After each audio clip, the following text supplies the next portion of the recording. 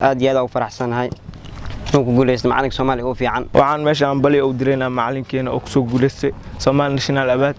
waxaan leenahay ambaliyo waxaan hadal badan ma jiro maanta macalinkeena farxad la qaybsanayna midda iyo mid qurux badan arjeynana anigaan u shaqeyn doono insha Allah midaan waa bilow insha Allah midaan mid qurux badan macalinkeenu guuleysan doona sanadka dambe insha Allah waxaan maanta halkaan u taaganahay inaan farxad la qaybsano macalinkeena Macalin Nuur Amiin oo ku guuleystay Almanati International Somali Award bilowgii guuleeyna waay Macalin Nuur maanta ma aragtaa tan maanta waxay la tahay maaha waa macalin maanta ma aragtaa Soomaaliya maanta magacyada uu waaweyn Soomaaliya ku lahaa soo tan marka waxa waay bilowgii guuleesheen iyo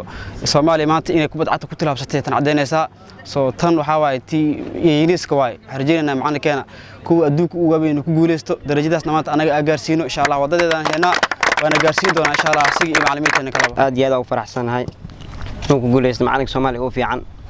maanta lama dhigi karo macalinkeena kaliya waa marna waalidkeena waay aad iyo aad ugu faraxsanahay insha Allah intaas ka badan waa rajeynayna mar walba waxa diyaar u nahay inaan macalinka sharaftiisa ilaano iyo sharafta qarankeena ilaano iyo sharafteena ilaashan insha Allah macalinkeena waxa rajeynayna gool qarankeena waxa rajeynayna gool weyn insha Allah